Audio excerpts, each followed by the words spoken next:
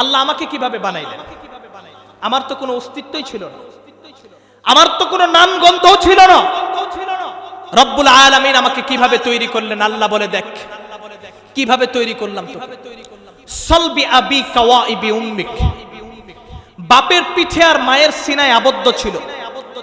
পুরুষের বীর্য এটা পিঠে থাকে, পিঠে। মায়ের বীর্য এটা বুকে থাকে, সিনায়।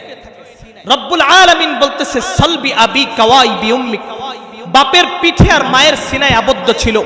আখরাজতু, আমি আল্লাহ বের করে নিয়ে আসছি। জামাতু ফি বাতনি উম্মিক, দুইটা পানিকে তোর মায়ের পেটের ভিতরে একত্রিত করছি। গাশাইতু বিল গিশা, এরপর পর্দা দিয়ে আবদ্ধ করছি। ফি সালাসি যুলুমাত, তিন অন্ধকারের ভিতরে। সুম্মা রাব্বাইতু, এরপর প্রসেসিং করছি। মা আম্মাহিনা, নাপাক পানি থেকে। সুম্মা দামা, এরপর রক্ত তৈরি হয়েছে। সুম্মা মুদগা, এরপর রক্তের পিণ্ড তৈরি হয়েছে।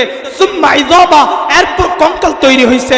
সুম্মা কাসাইতু আলাইহি লাহমা, এরপর আমি আল্লাহ ওই কঙ্কালের উপর সুন্দর করে গোশত দিয়ে জড়ায় দিছি। সুম্মা তাম্মাত মুদ্দাতু আশহুরি, যখন তোর বের হওয়ার সময় হয়ে গেল। সুম্মা আখরাজতু, আমি আল্লাহ তোকে তোর মায়ের পেট থেকে জমিনের উপরে নিয়ে আসছি। এটার দিকে যদি একটু তাকাইস কিভাবে আসলি, তাই তো আমার মালিকের পরিচয় পেয়ে যায়।